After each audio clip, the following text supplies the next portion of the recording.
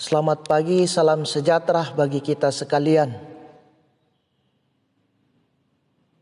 Kita berjumpa lagi dalam Renungan Harian Toraya, edisi Sabtu 13 Agustus 2022. Kita akan melaksanakan dan menjalani kehidupan yang dikaruniakan oleh Tuhan kepada kita. Mari Bapak Ibu Saudara-saudara, kita sejenak bersekutu menghadap kekudusan Allah, menyerahkan seluruh kehidupan kita pada saat ini kepadanya. Kita membaca dan merenungkan firman Tuhan.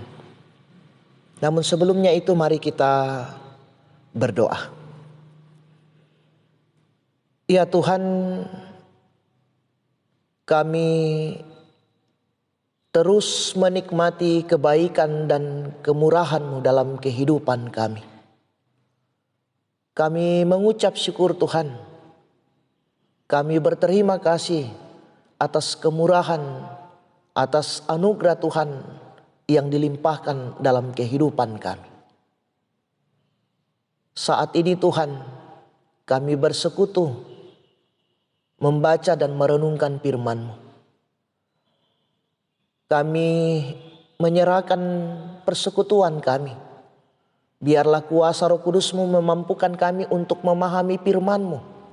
Apa kehendak Tuhan bagi kami sebagai umat yang percaya kepadamu di tengah-tengah kehidupan ini. Dan firman-Mu menjadi kekuatan bagi kami dalam hidup ini. Dengarkanlah doa kami Tuhan, ampunkan salah dan dosa kami. Di dalam nama Yesus Kristus kami datang berseru kepadamu. Amin. Bacaan firman Tuhan pada saat ini dari kitab Injil Matius pasalnya yang ke-24 ayat 15 sampai dengan 28. Ayat 15 saya akan bacakan. Firman Tuhan berbunyi, "Jadi apabila kamu melihat pembinasa keji berdiri di tempat kudus, menurut firman yang disampaikan oleh Nabi Daniel, para pembaca hendaklah memperhatikannya." Amin firman Tuhan. Tema kita pada saat ini mengenal Kristus dengan benar. Saudara-saudara yang sama-sama dikasih oleh Tuhan, parousia adalah sebuah kata dalam bahasa Yunani yang berarti kehadiran. Kata ini sering dipakai untuk menggambarkan kedatangan Tuhan Yesus kembali. Terkait hal itu, banyak orang Kristen yang tergoda untuk menebak-nebak kapan kedatangan itu.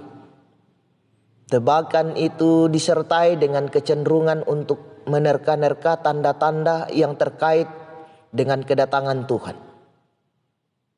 Alkitab memang menyebut banyak tanda, namun kepastian dari parousia adalah rahasia ilahi. Jika demikian, apa yang sebaiknya kita lakukan terkait dengan parousia itu?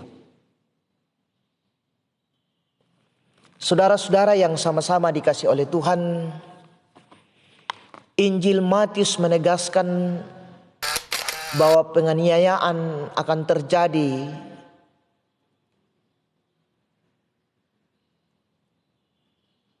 dan menjadi salah satu tantangan bagi orang-orang yang beriman kepada Yesus Kristus. Dalam kondisi seperti inilah kebiasaan mencari tanda-tanda kedatangan Tuhan bisa menyesatkan. Karena itu, orang percaya diingatkan untuk tidak percaya apabila ada yang mengatakan, "Lihat, ia ada di padang gurun. Jangan kamu pergi ke situ." Atau, "Lihat, ia ada di balik bilik. Janganlah kamu percaya." Mengapa? Tugas orang percaya bukan menebak-nebak tanda kedatangan Tuhan, melainkan hidup dalam doa. Supaya dalam segala kesulitan yang dihadapi, iman kepada Kristus tidak goyah.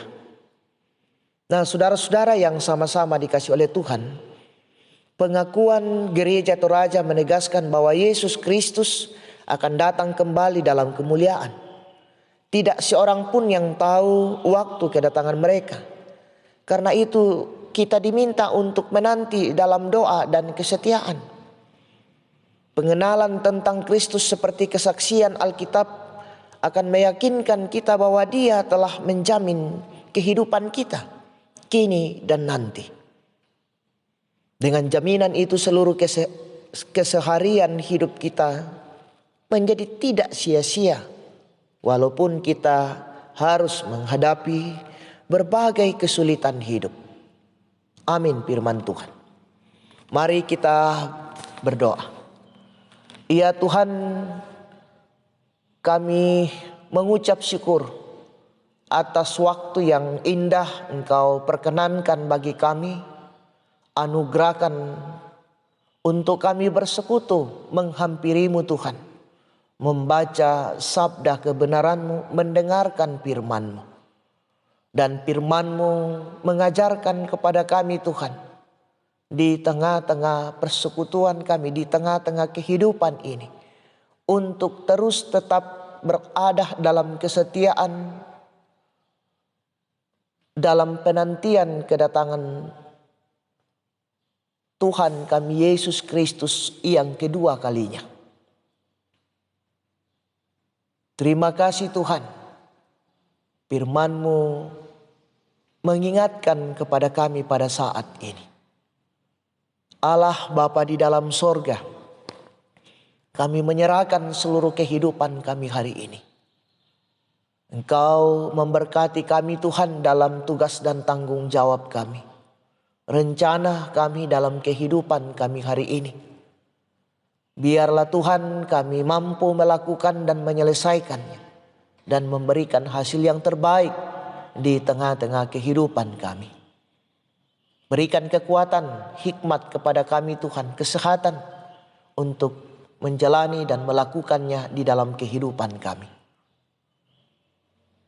Allah Bapa di dalam sorga, kami menyerahkan kehidupan saudara-saudara kami yang bergumul dalam berbagai hal di tengah-tengah kehidupan ini. Engkau hadir Tuhan, menyatakan kuasa-Mu dalam hidup mereka, membukakan jalan bagi mereka sehingga mereka mampu keluar dari pergumulan yang mereka hadapi di tengah-tengah kehidupan ini. Allah Bapa di dalam sorga, kehidupan dan tanggung jawab pemerintah kami Tuhan di tengah-tengah bangsa dan negara yang kami cintai ini, Engkau selalu memberkatinya Tuhan, memberikan hikmat kepada mereka untuk dapat mengangkat tugas dan tanggung jawab ini. Seluruh hidup kami serahkan ke dalam tangan pengasihan-Mu. Ampunkan salah dan dosa kami di dalam nama Yesus Kristus. Itulah Tuhan dan Juru Selamat kami yang hidup. Amin. Selamat beraktivitas, Tuhan Yesus memberkati.